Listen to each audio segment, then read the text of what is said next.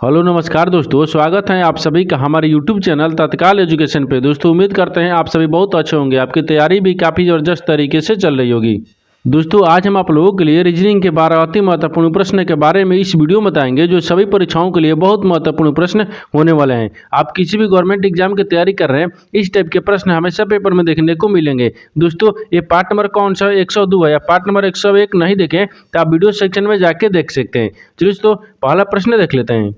दोस्तों पहला प्रश्न, इसमें देखिए नीचे दिए गए विकल्पों में से संबंधित संख्या को चुनिए। देखिए नीचे यहाँ पर आपको एक संबंधित संख्या दी है, यानी 12 जो है 145 से समित है। ठीक उसी प्रकार से यहाँ पर 9 जो है 82 से समित है। ठीक उसी प्रकार से बताना है कि 11 जो है इस प्रश्नार्थक चिन्ह पर इन 4 ऑप्शन में से किससे सम्मिलित होगा। देखिए तो यहाँ पर सबसे पहले ध्यान से देखते हैं, जो आपको 12 है ना, यहाँ पर आपको 145 लेके किस प्रकार से समित है। देखिए तो 12 को क्या करेंगे कि 145 आ जाएगा, तो 12 को देखिए यहाँ पर 12 का स्क्वायर कर देंगे और 1 को जोड़ देंगे। ठीक है, तो जब 12 का स्क्वायर करेंगे तो कितने का 144 आएगा, और 144 में 1 को जोड़ेंगे तो कितना का 145 आ जाएगा। तो यहाँ पर 145 ले समझते। ठीक है, ठीक है। उसी प्रकार से देखिए यहाँ पर क्या दिख रहा है 9, 9 को क्या करेंगे कि यहाँ पर 82 आ जाएगा, तो 9 को भी क्या करते हैं स्क्वायर करेंगे। देखिए 9 का जब स्क्वायर करेंगे यहाँ पर 1 को जोड़ देंगे तो 9 81 होता है, 81 में 1 को जोड़ देंगे तो कितना का यहाँ पर 82 का, जो कि यहाँ पर 82 ले समझते हैं। ठीक उसी प्रकार से यहाँ पर 11 को भी बताना है। देखिए तो 11 को क्या करते हैं कि यहाँ पर प्रश्नार्थक चिन्ह पर संख्या भरा जाएगा। देखिए तो 11 का करेंगे स्क्वायर करेंगे, जब 11 का स्क्वायर करेंगे 1 को जोड़ देंगे, जब 11 का स्क्वायर करेंगे तो 121 होता है, और 121 में 1 को जोड़ देंगे कितना गया यहाँ पर 122 आ जाएगा। यानी इस प्रश्नार्थक चिन्ह पर कौन सा संख्या भरा जाएगा 122 हो जाएगा। तो 122 को देखते हैं किस ऑप्शन में दिख रहा है, यानी ऑप्शन नंबर किस में दिख रहा है, तो ऑप्शन नंबर आपका ए सही हो जाएगा। दोस्तों मैं उम्मीद करता हूँ इस प्रश्न को भी आप अच्छी तरह से समझ पाओगे। चलो दोस्तों नेक्स्ट प्रश्न देख लेते हैं। दोस्तों दूसरा नंबर प्रश्न है, इसमें देखिए नीचे देखिए श्रृंखला श्रेणी में प्रश्नवाचक चिन्ह के स्थान पर कौन सी संख्या आएगी। देखिए नीचे यहाँ पर आपको एक श्रृंखला दी है, इन श्रृंखला में बताना इस प्रश्नवाचक चिन्ह पर इन 4 ऑप्शन में से कौन सी संख्या यहाँ पर भरा जाएगा। देखिए तो यहाँ पर सबसे पहले ध्यान से देखिए श्रृंखला किस प्रकार से चल रहा है। ठीक है, देखिए यहाँ पर क्या हो रहा है 3, 3 से क्या हो रहा है 4 हो रहा है, 4 से यहाँ पर 5 रहा है, 5 ले 6 हो रहा है, 6 से 9 हो रहा है, 9 से यहाँ पर 10 हो रहा है, 10 ले यहाँ पर 11 हो रहा है, 11 से यहाँ पर 12 हो रहा है, 12 से 15 हो रहा है, 15 से आपको अगला संख्या को ज्ञात करना है। देखिए तो श्रृंखला को ध्यान से देखने के बाद में हमको क्या दिख रहा है, देखिए यहाँ पर क्या दिख रहा है 3, 3 से क्या लिख रहे हैं 4 लिख रहे हैं, अगर 3 में 1 को जोड़ देंगे 4 आ गया है, 4 से क्या लिख रहे हैं 5 लिख रहे हैं, तो 4 में 1 को जोड़ देंगे 5 आ गया है, और 5 लिख के लिख रहे हैं यहाँ पर 6 लिख रहे हैं, तो यहाँ पर देखिए 5 में अगर 1 को जोड़ देंगे 6 आ गया है, और 6 से क्या लिख रहे हैं 9 लिख रहे हैं, तो 6 में यहाँ पर 3 को जोड़ देंगे कितना गया 9 आ जाएगा, 9 से क्या लिख रहे हैं 10 लिख रहे हैं, तो 9 में क्या करते हैं 9 में यहाँ पर 1 को जोड़ देंगे, यहाँ पर कितना गया यानी 10 आ गया है, और 10 लेकर लिख रहे हैं 11 लिख रहे हैं, तो 10 में क्या करेंगे यहाँ पर 1 को जोड़ देंगे 11 गया, 11 से क्या लिख रहे हैं यहाँ पर देखिए 12 लिख रहे हैं, तो 11 में अगर 1 को जोड़ देंगे कितना गया 12 आ जाएगा, और 12 से यहाँ पर क्या लिख रहे हैं 15 लिख रहे हैं, तो 12 में यहाँ पर 3 को जोड़ देंगे 15 आ जाएगा। ठीक है, तो उसी प्रकार से यहाँ पर देखिए 15 में कौन सी संख्या को जोड़ेंगे कि अगला संख्या आ जाएगा, यहाँ पर 1 को जोड़ेंगे तो यहाँ पर कितना का 16 आ जाएगा। देखिए एक इस प्रकार से 16 आया है, यहाँ पर ध्यान से देखिएगा एक क्या दिख रहा है आपको, यहाँ पर क्या दिख रहा है कि देखिए 1 1 1 1 3 को जोड़ा है, फिर यहाँ पर 3 प्लस कर दिया है, फिर 3 को 1 1 जोड़ा है, फिर आपको 3 प्लस कर दिया है, तो आप क्या करेंगे 1 चलेंगे, तो जब 1 चलेंगे तो 3 यहाँ पर 3 जोड़ेंगे, अब जोड़ने के बाद में यहाँ पर 15 में क्या करेंगे 1 को जोड़ेंगे तो 16 आ जाएगा। यानी इस प्रश्नार्थक चिन्ह पर कौन सा संख्या भरा जाएगा 16 हो जाएगा। तो 16 को देखते हैं किस ऑप्शन में दिख रहा है, ऑप्शन नंबर यहाँ पर सी सही हो जाएगा। दोस्तों मैं उम्मीद करता हूँ इस प्रश्न को भी आप अच्छी तरह से समझ पाए होंगे। चलिए दोस्तों नेक्स्ट प्रश्न देख लेते हैं।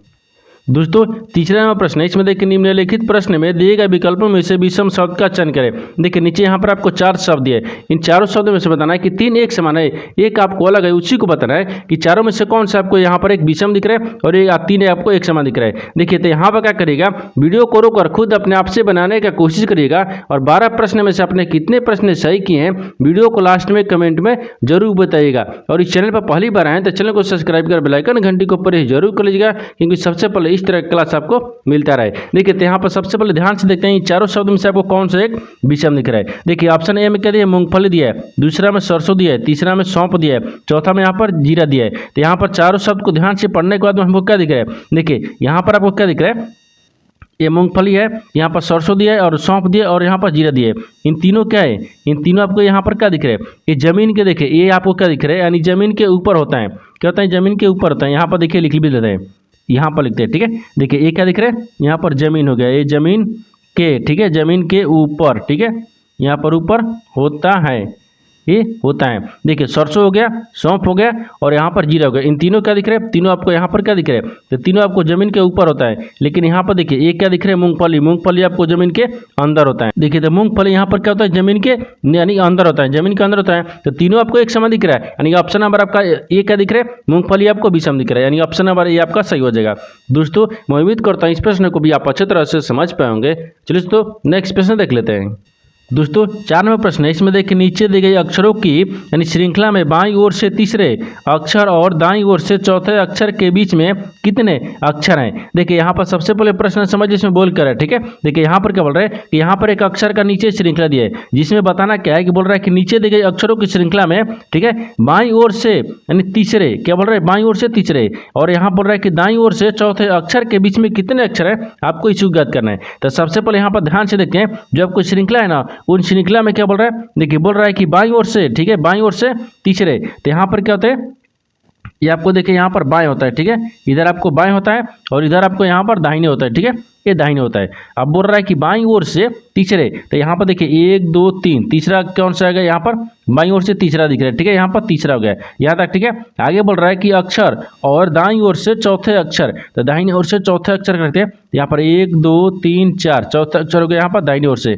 आगे क्या बोल रहा है? के बीच में कितने अक्षर हैं, यानी इसे कहने का मतलब है कि देखिए बाएं से तीसरा स्थान और यहाँ पर दाहिने से चौथा स्थान, इन दोनों के बीच में बताना है कितने अक्षर हैं। देखिए तो यहाँ पर दोनों के बीच में यहाँ पर देखते हैं कितने अक्षर दिख रहे हैं, तो यहाँ पर देखिए कितने अक्षर हो गया, इनको ध्यान से देखिए 1 2 3 4 5 6 7 8 9, यानी देखिए यहाँ पर इन दोनों के बीच में कितने अक्षर है? तो 9 को है, तो 9 को देखते हैं किस ऑप्शन में दिख रहा है, यानी ऑप्शन नंबर यहाँ पर ए सही हो जाएगा।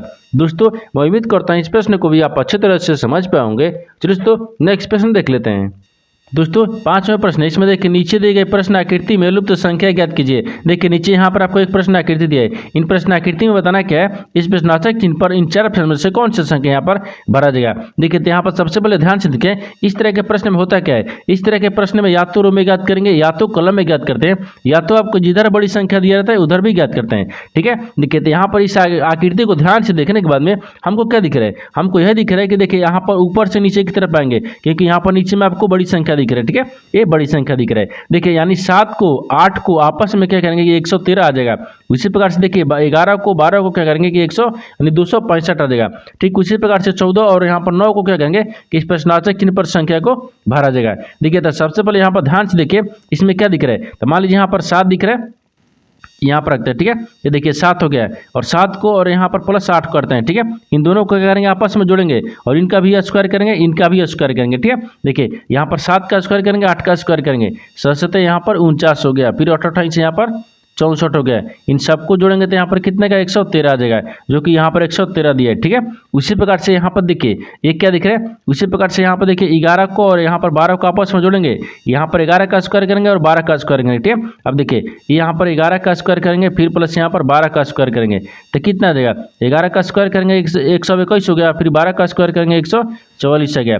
इन सबको जोड़ने के बाद में 200 यहाँ पर 65 आ जाएगा, कितना का 265 आ जाएगा, ठीक है, जो कि यहाँ पर देखिए 265 दिया है। ठीक उसी प्रकार से यहाँ पर तीसरा को रखते हैं, यानी 14 को 9 को आपस में जोड़ लेंगे और यहाँ पर क्या करते हैं इन दोनों का स्क्वायर कर देंगे। देखिए 9 का यहाँ पर 14 दिया ना, पहले यहाँ पर 14 को रखते हैं, ठीक है, ये 14 का स्क्वायर कर देंगे फिर प्लस यहाँ पर 9 का स्क्वायर कर देंगे। देखिए जब 14 का स्क्वायर करेंगे तो 196 आता है, ठीक है, और यहाँ पर 9 का स्क्वायर करेंगे तो 99 81 हो गया।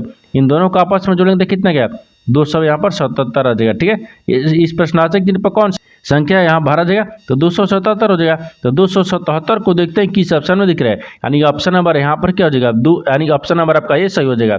दोस्तों मैं उम्मीद करता हूँ इस प्रश्न को भी आप अच्छे तरह से समझ पाओगे। चलिए तो नेक्स्ट प्रश्न देख लेते हैं। दोस्तों 6 नंबर प्रश्न है, इसमें देखिए गोपाल कद से यानी कद में राकेश ले लंबा है, यानी राकेश जैसे अधिक लंबा है, यानी बप्पा अधिक लंबा है गोपाल से, किंतु नरेश से छोटा है, यानी सबसे लंबा कौन है। देखिए यहाँ पर सबसे पहले प्रश्न समझिए इसमें बोल कर है, ठीक है। देखिए यहाँ पर क्या बोल रहा है, यहाँ पर क्या दिए, ये बोल रहा है कि गोपाल, देखिए बोल रहा है कि गोपाल कद में यानी राकेश ले लंबा है। क्या बोल रहे हैं, जो गोपाल है ना गोपाल वो कद में राकेश ले लंबा है। तो मान लीजिए यहाँ पर क्या रखते हैं राकेश को रखते हैं। देखिए यहाँ पर क्या रखते हैं, ये राकेश हो गया, यहाँ पर राकेश के रखते हैं, ठीक है, ये राकेश हो गया। राकेश के लंबा से कौन सा है, देखिए राकेश से लंबा कौन है कद में, तो यहाँ पर क्या दिख रहा है गोपाल दिख रहा है, यहाँ पर गोपाल को रखते हैं, ठीक है, ये गोपाल हो गया यहाँ पर, गोपाल हो गया। ठीक है, आगे देखिए, आगे बोल रहा है कि राकेश जय से अधिक लंबा है। जो देखिए राकेश जो है वो जय से अधिक लंबा है, तो जय से अधिक लंबा कौन है? राकेश है, तो यहाँ पर जय रखते हैं। ठीक है, ये जय से लंबा हो गया यहाँ तक। ठीक है, आगे देखिए, आगे बोल रहा है कि बप्पा अधिक लंबा है यानी गोपाल से। जो बप्पा है वो क्या है? अधिक लंबा किसे? यहाँ पर क्या दिख रहे हैं? यानी गोपाल से। किसे? देखिए अधिक क्या दिख रहा है? गोपाल से। तो यहाँ पर बप्पा को रखते हैं, यानी गोपाल से सबसे अधिक क्या होगा? तो अधिक बोल रहा है ना कि बप्पा लंबा यानी अधिक लंबा है किसे? गोपाल से। तो गोपाल से लंबा कौन है? यहाँ पर बप्पा को रखते हैं। ठीक है, ये बप्पा होगा यहाँ तक। ठीक है, आगे बोल रहा है कि किंतु नरेश ले छोटा है, लेकिन नरेश ले छोटा कौन सा है? नरेश ले छोटा कौन सा है? तो यहाँ पर बप्पा है। ठीक है, तो नरेश ले यहाँ पर छोटा है, तो यहाँ पर नरेश रखते हैं। ठीक है, यहाँ पर नरेश हो गया। अब क्या बोल रहा है कि सबसे लंबा कौन है? तो यहाँ पर बोल रहा है कि सबसे लंबा कौन सा दिख रहा है। ठीक है, तो सबसे लंबा यहाँ पर कौन सा दिख रहा है? देखिए, तो सबसे लंबा तो यहाँ पर नरेश दिख रहा है। ठीक है, सबसे लंबा क्या है? नरेश दिख रहा है, क्योंकि सबसे ऊपर है तो सबसे लंबा दिख रहा है। तो यहाँ पर क्या हो जाएगा? नरेश। तो नरेश को देखते हैं कि सबसे में दिख रहा है, यानी ऑप्शन नंबर यहाँ पर 2 सही हो जाएगा। दोस्तों मैं उम्मीद करता हूँ इस प्रश्न को भी आप अच्छी तरह से समझ पाओगे। चलिए दोस्तों नेक्स्ट प्रश्न देख लेते हैं। दोस्तों 7वां प्रश्न है, इसमें देखिए नीचे दिए गए विकल्पों में से संबंधित शब्द को चुनिए। देखिए नीचे यहाँ पर आपको एक संबंधित शब्द दिया है, यानी जीभ जो है ना यहाँ पर स्वाद ले समझते हैं। ठीक उसी प्रकार से बताना है कि फेफड़े जो है प्रश्नार्थक चिन्ह पर इन 4 अक्षर में से किससे सम्मिलित होगा। देखिए तो यहाँ पर सबसे पहले ध्यान से देखते हैं कि जो यहाँ पर जीभ है ना वो आपको स्वाद ले किस प्रकार से समय दिख रहा है। देखिए तो यहाँ पर जीभ से क्या लेते हैं? स्वाद लेते हैं। ठीक है, यानी लेते हैं, कहते हैं लेते हैं क्या? देखिए जीभ से क्या लेते हैं? स्वाद लेते हैं। उसी प्रकार से यहाँ पर फेफड़े से क्या लेते हैं? ठीक है, यहाँ पर लेते हैं, तो फेफड़े से क्या लेते हैं? तो फेफड़े से यहाँ पर सांस लेते हैं। क्या संवेदन होगा? नहीं होगा, यानी सांस हो जाएगा। क्या होगा? यानी संवेदन भी होगा, नहीं होगा, यानी प्रसंचरण होगा, नहीं होगा। यहाँ पर क्या हो जाएगा? यानी शासन होगा। क्या होगा? सांस हो गया ना, क्या होगा? सांस हो गया। यहाँ पर क्या हो जाएगा? ये सांस लिखा जाएगा। ठीक है, देखिए यानी सांस हो गया, यहाँ पर श्वसन हो गया, यानी सांस हो गया। तो सांस यानी श्वसन को देखते हैं कि ऑप्शन में दिख रहा है, तो ऑप्शन नंबर यहाँ पर डी सही हो जाएगा। दोस्तों मैं उम्मीद करता हूँ इस प्रश्न को भी आप अच्छे तरह से समझ पाओगे। चलिए दोस्तों नेक्स्ट प्रश्न देख लेते हैं। दोस्तों 8वां प्रश्न है, इसमें देखिए यदि 29 फरवरी का दिन सोमवार है तो महीने का 11वां दिन किस दिन पड़ेगा। देखिए यहाँ पर सबसे पहले प्रश्न समझिए, इसमें बोल कर। ठीक है, देखिए यहाँ पर क्या बोल रहे हैं, ये आपको यहाँ पर क्या बोल रहा है कि 29 फरवरी को कौन सा दिन है? सोमवार है। तो बताना क्या है कि तो महीना के यानी जो 29 फरवरी है, 29 फरवरी के महीना में 11वां दिन बोल रहा है कि कौन सा दिन पड़ेगा। देखिए तो सबसे पहले यहाँ पर ध्यान से देखिए, ये 29 फरवरी दिख रहा है, कौन सा दिख रहा है? तो यहाँ पर 29 फरवरी को, ठीक है, यहाँ पर 29 फरवरी हो जाएगा।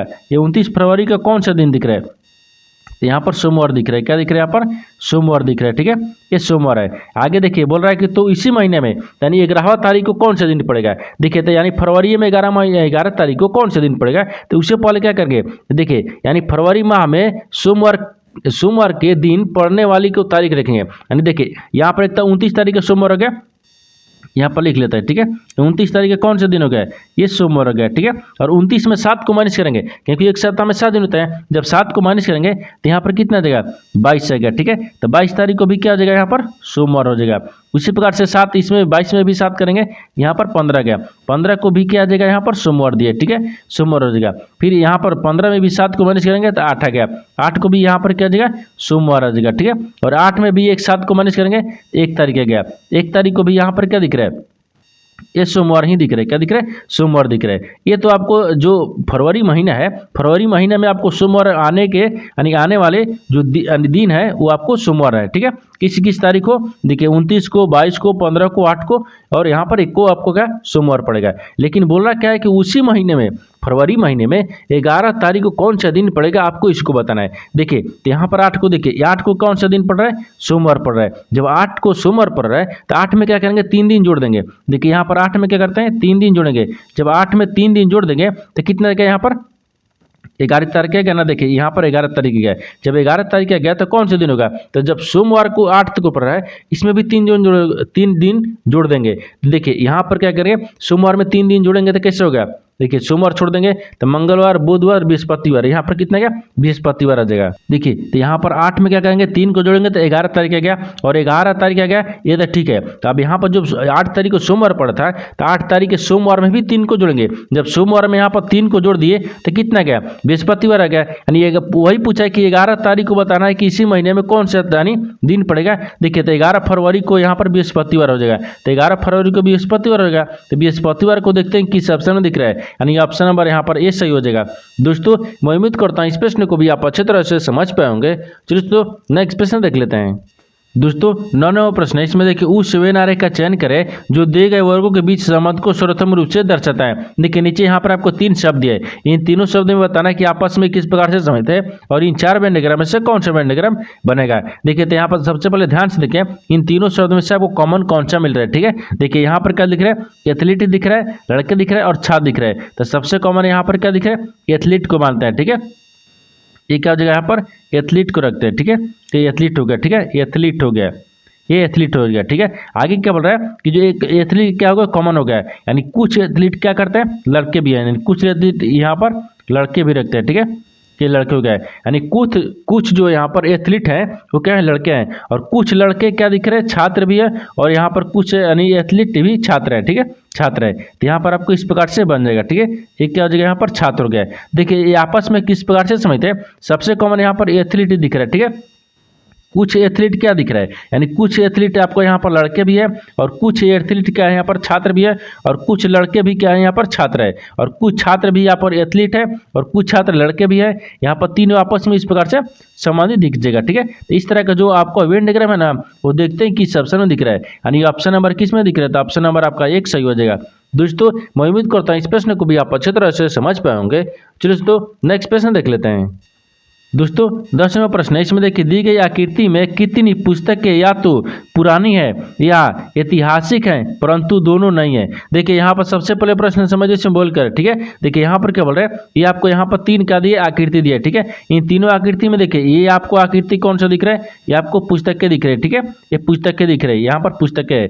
ये क्या दिख रहा है आपको, यहाँ पर पुरानी दिख रही है। ठीक है, क्या यहाँ पर पुरानी हो गया, और यहाँ पर ये आकृति क्या दिख रहा है, यहाँ पर देखिए ये आपको क्या दिख रहा है, ऐतिहासिक दिख रहा है। ठीक है, ये ऐतिहासिक दिख रहा है, लेकिन आपको सवाल क्या पूछा है, देखिए कितनी पुस्तकें, बोल रहा है कि इसमें कितनी ऐसे पुस्तकें हैं, या तो पुरानी है या तो पुस्तकें हैं। ठीक है, यहाँ पर पुस्तकें और पुरानी है, या तो ऐतिहासिक है, लेकिन परंतु यहाँ बोल रहा है कि दोनों नहीं होना चाहिए। देखिए तो यहाँ पर क्या करेंगे, एक बार आकृति में ध्यान से देखिए, ये पुस्तकें दिख रहा है, ये पुरानी है, ये अब ऐतिहासिक है। तो बोल रहा है कि ऐसे कितने पुस्तकें हैं, तो यहाँ पर पुस्तक रखते हैं। ठीक है, ऐसे कितने पुस्तक हैं, या तो पुरानी है या तो ऐतिहासिक है, या तो पुरानी या तो ऐतिहासिक है। देखिए या तो ऐतिहासिक दिख रहा है 57, या तो पुस्तकें दिख रहे हैं, दोनों दिख रहे हैं ना, लेकिन पुरानी में नहीं दिख रहा है, क्योंकि यहाँ पर बोल रहा है कि दोनों नहीं होना चाहिए। ठीक है, तो यहाँ पर क्या दिख रहा है, पुरानी नहीं है, तो यहाँ पर क्या हो जाएगा, यानी ये यहाँ पर पुरानी नहीं है। लेकिन यहाँ पर देखिए सवाल आपको क्या बोल रहा है कि पुरानी होना चाहिए, बोल रहा है कि ये कितनी ऐसे पुस्तक हैं, या तो पुरानी हो या तो ऐतिहासिक हो। तो यहाँ पर क्या होगा, आपको 57 नहीं होगा। ठीक है, 57 नहीं होगा, तो क्या करेंगे, एक बार देखिए यहाँ पर आपको क्या लिखना है, इसमें आपको देखना है कि ऐतिहासिक नहीं लेना है, तो यहाँ पर ऐतिहासिक को छोड़ देंगे, तो केवल क्या होगा, पुस्तक हो गया और पुरानी हो गया। तो पुस्तक और पुरानी क्या दिख रहा है, यहाँ पर 92 दिख रहा है। ठीक है, 92 दिख रहा है, और जो है कि या ऐतिहासिक है परंतु दोनों नहीं है, तो ऐतिहासिक कौन सा दिख रहा है, या तो पुस्तक होना चाहिए और ऐतिहासिक दिख रहा है, तो ऐतिहासिक और पुस्तक ही दिख रहा है, तो यहाँ पर क्या हो जाएगा, +57 कर देंगे। ठीक है, 92 को क्या दिख रहा है, 92 आपको पुस्तक है और यहाँ पर पुरानी भी है। ठीक है, और यहाँ पर क्या बोल रहा है कि या तो ऐतिहासिक है या तो पुस्तक है, ऐतिहासिक ही भी पुस्तक हो गया, ऐतिहासिक हो गया, दोनों में क्या दिख रहा है, यहाँ पर 57 दिख रहा है। इन दोनों को आपस में जोड़ेंगे, जब दोनों को आपस में जोड़ देंगे तो यहाँ पर 149 आ जाएगा, यानी यहाँ पर क्या दिख रहा है, 149 हो जाएगा। तो 149 को देखते हैं किस ऑप्शन में दिख रहा है, तो ऑप्शन नंबर यहाँ पर सी सही हो जाएगा। दोस्तों मैं उम्मीद करता हूँ इस प्रश्न को भी आप अच्छी तरह से समझ पाए होंगे। चलिए तो नेक्स्ट प्रश्न देख लेते हैं। दोस्तों 11वां प्रश्न है, इसमें देखिए y को यानी क्रमिक रूप से प्रतिस्थापित करने और निम्नलिखित समीकरण को संतुलित करने के लिए गणितीय चिन्हों का सही संयोजन चुनें। देखिए यहाँ पर सबसे पहले प्रश्न समझिए इसमें बोल कर, ठीक है, देखिए यहाँ पर क्या बोल रहे हैं, ये आपको नीचे एक समीकरण दिया है, जिसके समीकरण में बताना क्या है कि जो y एक चिन्ह है ना, ये y के जगह पर इन 4 ऑप्शन में से कौन सा चिन्ह को आपस में रखेंगे जो कि आपको इस समीकरण संतुलित हो जाए। ठीक है, देखिए तो सबसे पहले यहाँ पर देखते हैं इस समीकरण को, यानी 1 को रख के, ठीक है, देखिए यानी ऑप्शन ए को रखते हैं। ऑप्शन ए में क्या दिया है, यहाँ पर गुना रखना है, यहाँ पर भागा रखना है, यहाँ पर क्या लिखना है, प्लस यहाँ पर बराबर दिखे। देखिए तो भागा सबसे क्रिया पहले करते हैं। देखिए 3 में अगर 2 से भाग करेंगे तो लगेगा, नहीं लगेगा, यानी इसका मतलब कि ऑप्शन ए नहीं होगा, क्योंकि आपको चिन्ह ऑप्शन में नहीं दिया है। ठीक है, ये आपको नहीं हो रहा है। तो आप आगे देखते हैं दूसरा में अब ऑप्शन नंबर बी में देखते हैं, ये यहाँ पर क्या दिए, भागा दिए। ठीक है, इसके जगह पर भागा रखेंगे, यहाँ पर गुना बोला है तो इसके जगह पर गुना रखेंगे, फिर यहाँ पर बराबर बोला है तो बराबर रखेंगे, और यहाँ सॉरी यहाँ पर बराबर दिए ना, बराबर आपको यहाँ पर दिए और यहाँ पर क्या बोल रहे हैं गुना दिया तो गुना रखें। अब समीकरणों को सोल्व करते हैं। देखिए यहाँ पर क्या दिख रहा है 18 दिख रहा है, भागा कितना दिखे 2, गुने यहाँ पर 3 बराबर में 3 और गुने यहाँ पर 9 दिख रहा है। अब देखिए तो 9 दूनी के यहाँ पर 18 आ गया है, ठीक है, 9 तिया 27 इधर भी आ गया और यहाँ पर 9 तिया 27 हो गया, यानी दोनों तरफ क्या होगा यानी 27 से गए, ये क्या होगा यहाँ पर समीकरण संतुष्ट हो गया। तो संतुष्ट आपको देखिए किस ऑप्शन से हुआ है, तो ऑप्शन नंबर यहाँ पर बी से हुआ है, यानी ऑप्शन नंबर बी आपका सही हो जाएगा। दोस्तों मैं उम्मीद करता हूँ इस प्रश्न को भी आप अच्छी तरह से समझ पाओगे। चलो दोस्तों नेक्स्ट प्रश्न देख लेते हैं। दोस्तों 12वां प्रश्न है, इसमें देखिए कथनों को पढ़े और दिए गए विकल्पों में से निष्कर्ष को चुने। देखिए नीचे यहाँ पर आपको एक कथन निष्कर्ष लिए प्रश्न दिए गए हैं, जिसमें पूछ क्या रहा है कि कथन के आधार पर डायग्राम को बनाते हैं, निष्कर्ष के आधार पर प्रश्न को सोल्व करते हैं। तो सबसे पहले यहाँ पर ध्यान से देखिए जो कथन क्या बोल रहा है इसके आधार पर डायग्राम को बनाते हैं। देखिए कथन क्या बोल रहा है, कथन बोल रहा है कि सभी गाजर अंजीर है, ठीक है, सभी गाजर क्या दिख रहे हैं यहाँ पर अंजीर दिख रहा है, तो यहाँ पर अंजीर को रखते हैं, ये अंजीर हो गया सब, देखिए यहाँ पर अंजीर हो गया, यहाँ पर एक गाजर हो गया, ठीक है, गाजर हो गया। देखिए यहाँ पर सभी गाजर क्या दिख रहा है अंजीर है, ठीक है, ये सभी गाजर क्या है अंजीर है यहाँ तक, ठीक है। आगे दूसरा में बोल रहा है कि कई अंजीर टमाटर है, यानी कोई जो अंजीर है ना वो टमाटर है नहीं है, तो यहाँ पर टमाटर को रखते हैं, ठीक है, ये आपको यहाँ पर टमाटर हो गया, ठीक है, ये टमाटर हो गया, ये क्या दिख रहा है टमाटर दिख रहा है। अब देखिए पहला में बोल रहा है कि सभी गाजर अंजीर हैं, ठीक है, लेकिन सभी गाजर क्या है अंजीर के अंदर में है, बोल रहा है कि कोई टमाटर यानी अंजीर नहीं है, तो कोई टमाटर यहाँ पर अंजीर से कोई संबंधित नहीं दिख रहा है। आगे देखिए बोल रहा है कि सभी आलू गाजर हैं, जो सभी आलू है ना वो क्या है गाजर है, तो सभी आलू को यहाँ पर रखते हैं, ठीक है, सभी आलू के हैं गाजर है, तो सभी आलू यहाँ पर गाजर हो गए। ये तो कथन बोल रहा था, कथन के आधार पर डायग्राम को बना दिए, लेकिन निष्कर्ष क्या बोल रहे हैं इसके आधार पर प्रश्न को सोल्व करेंगे। देखिए तो निष्कर्ष क्या बोल रहा है, तो निष्कर्ष आपको देखिए यहाँ पर पहला में दिया है, यानी कुछ टमाटर गाजर हैं, बोल रहा है कि कुछ टमाटर जो है गाजर है। देखिए टमाटर और गाजर से आपको समझ दिख रहा है नहीं दिख रहा है, ये आपको गलत बोल रहा है, ठीक है, गलत बोल रहा है। दूसरा देखिए दूसरा बोल रहा है कि कोई आलू टमाटर नहीं है, बोल रहा है कि कोई जो आलू है वो आलू और टमाटर नहीं है, आपको वेन यानी देखिए वेन डायग्राम में भी दिख रहा है कि नहीं है, और यहाँ पर भी बोल रहा है कि नहीं है, निष्कर्ष भी बोल रहा है नहीं है, इसका मतलब है सही बोल रहा है, यानी क्या हो जाएगा ये सही बोल रहा है, यानी केवल निष्कर्ष 2 अनुसरण करता है, ऑप्शन नंबर यहाँ पर बी सही हो जाएगा। दोस्तों मैं उम्मीद करता हूँ इस प्रश्न को भी आप अच्छी तरह से समझ पाओगे। चलिए दोस्तों नेक्स्ट वीडियो में मिलते हैं, तब तक जय हिंद। दोस्तों इस चैनल पर पहली बार आए तो चैनल को सब्सक्राइब कर बेल आइकन घंटी के ऊपर जरूर कर लीजिएगा, क्योंकि सबसे पहले इस तरह का क्लास आपको मिलता रहे।